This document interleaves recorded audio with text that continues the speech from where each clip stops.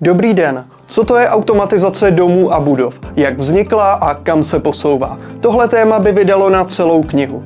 Dneska to zkusíme jednoduše. Evoluci automatizace si vysvětlíme stručně po několika fázích.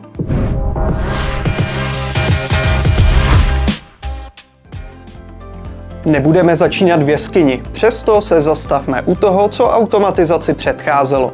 Říkejme tomu třeba klasika, která je typická výhradně mechanickým ovládáním. Jeden vypínač u dveří vypíná a zapíná jeden lustr uprostřed místnosti. Topení se reguluje mechanickými hlavicemi, rolety vytahujete šňůrkami a tak dále. V takové domácnosti vše fungovalo prakticky jen na principu manuálního vypínání a zapínání. Žádná automatizace a žádné speciální funkce. Pozůstatky klasického ovládání bez elektronicky řízených technologií dnes můžeme potkat ve starších bytech, starých domech nebo na chatách a chalupách, které od minulého století neprošly rekonstrukcí. Dnešní novostavby už jsou mnohem dál. Pak se do budov začala dostávat elektronika s možností programování. Nutno podotknout, že je s možností omezeného a náročného programování.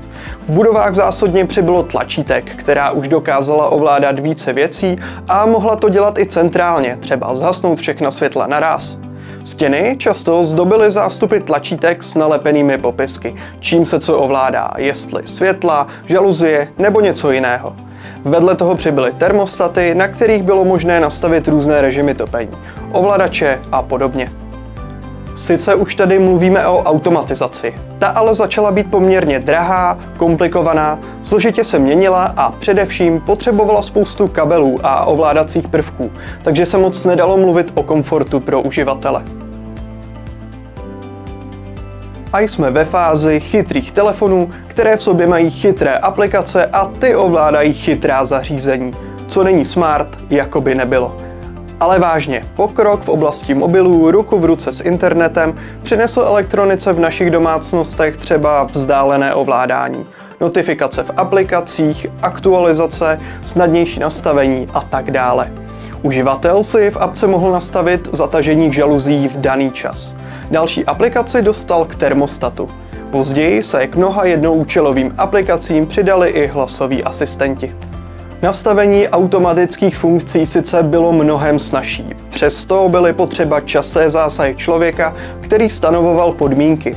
A co je hlavní, zásadně vázla komunikace mezi jednotlivými technologiemi, jako je osvětlení, stínění, topení, audio a tak dále. Budova se prostě nechovala jako jeden celek. Pokud to shrneme, aplikace nakonec uživateli braly více času, než slibuje automatizace. Závislost na cloudových úložištích vyvolala otázku bezpečnosti a ochrany soukromí. Není příjemné vědět, že nás zařízení odposlouchávají a posílají někam informace, když jsme a nejsme doma. Podobná řešení se navíc především u velkých projektů značně prodražila. A jsme na vrcholu evoluce. Inteligentní automatizace je současnost. Díky ní můžeme žít a pracovat v budovách, které fungují jako sladěný orchestr. Propojuje všechny technologie a údaje pro řízení si bere z čidel a dalších integrovaných zařízení. Stačí jednou nastavit požadovaný výsledek a všechno se pak děje úplně samo. Technologie zkrátka ustupují do pozadí a nepotřebují naši častou pozornost. Přesto má uživatel nebo obyvatel pevnou kontrolu nad budovou kdekoliv a kdykoliv, a to v jediné aplikaci na všechno. Takže kam jsme se dostali? Ke skutečné inteligentní automatizaci, která už není ničím luxusním a hodí se do každé budovy. V ní zajišťuje komfort, bezpečnost lidí i dat, úspory za energie a udržitelnost. Je spolehlivá a s budovou vydrží po celý její život. Malé přirovnání na závěr. Dříve jsme využívali zvlášť telefony na volání, MP3 přehrávače, databanky, kalkulačky, diktafony a podobně. Fungovalo to dobře, ale nakonec je mnohem lepší mít na všechno jeden mobil. A přesně tak je to s inteligentní automatizací. A to je pro dnešek vše.